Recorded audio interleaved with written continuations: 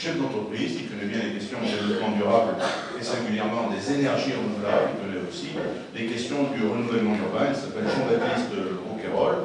Alors moi, première question, est-ce qu'une ville comme Saint-Étienne a des atouts en matière de développement durable? C'est une notion qui est relativement récente. On a eu dans notre ville un délégué interministériel au développement durable, qui a pu quand même s'initier un petit peu à cette notion. Pensez-vous que cette ville, qui est issue de la révolution industrielle, a des choses à faire dans le futur immédiat, dans ce registre du développement durable? Bon, c'est une fausse question pour une ville verte quand même, ça serait... Mais effectivement, on a de très gros atouts sur notre ville de Saint-Étienne. Je travaillé de nombreuses années aux côtés de la municipalité sur des projets justement pour améliorer le cadre de vie et diminuer la pollution et vivre plus en harmonie avec notre environnement.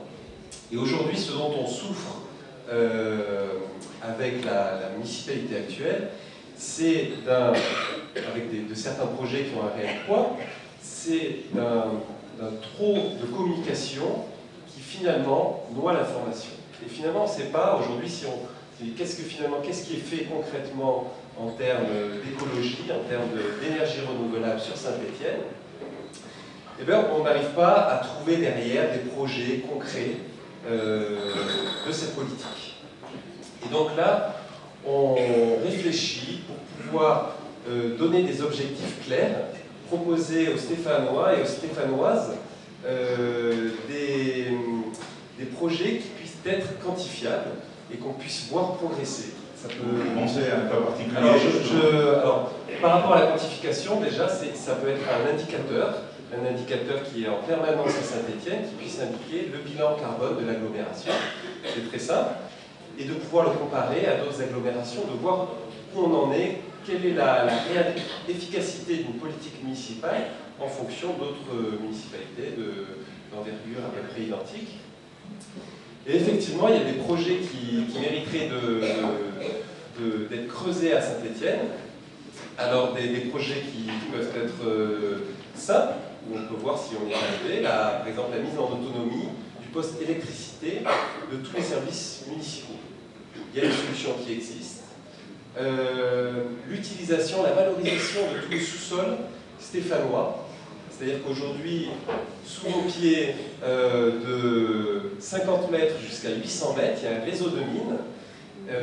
Ces mines aujourd'hui sont remplies d'eau chaude qui court entre 25 et 45 degrés.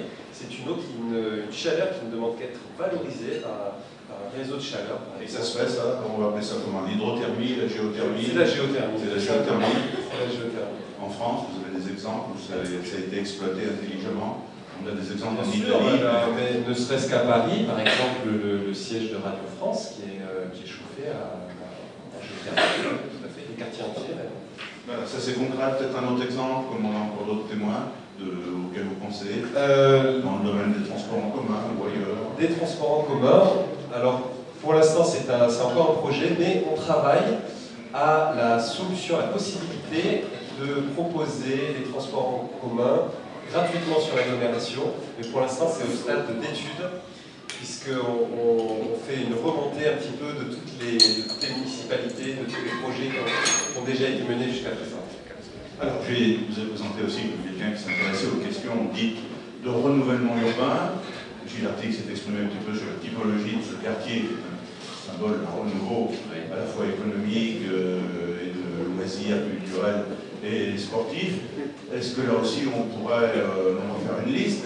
Mais quelle serait votre vision de l'avenir urbanistique de cette ville? Je l'ai déjà dit, qui est issue de la révolution industrielle. Il y a un petit peu un développement anarchique, avec des quartiers très divers, tant sur le plan architectural que de leur habitat social.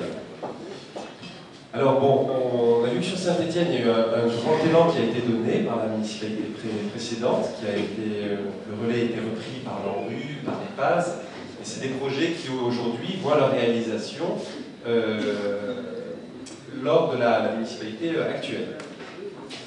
Eh bien, aujourd'hui, Saint-Étienne, c'est quand même, ça reste 11 000 logements. Retrouvé par le service. Ça reste 11 000 logements vacants et pourtant l'une des plus grosses densités citadines de France. On a besoin à Saint-Étienne de créer de l'espace et de végétaliser, enfin, depuis qu'on en parle, et à grande échelle, avec des objectifs, là encore, clairs. Quand je dis végétaliser, c'est-à-dire qu'il faut se poser des objectifs, un jour, un arbre, un an, 365 arbres.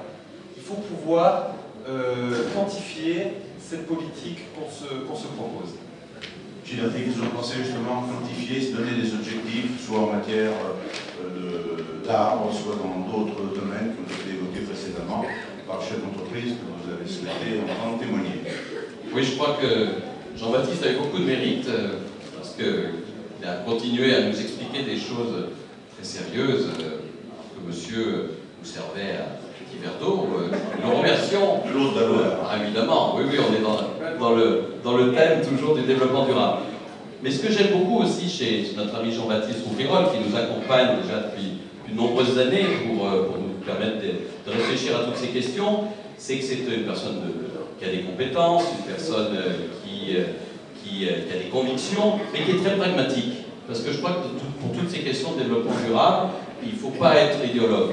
Il faut considérer que l'on doit bien sûr protéger notre planète, mais que l'on doit aussi avoir le souci économique dans tout ce que nous faisons.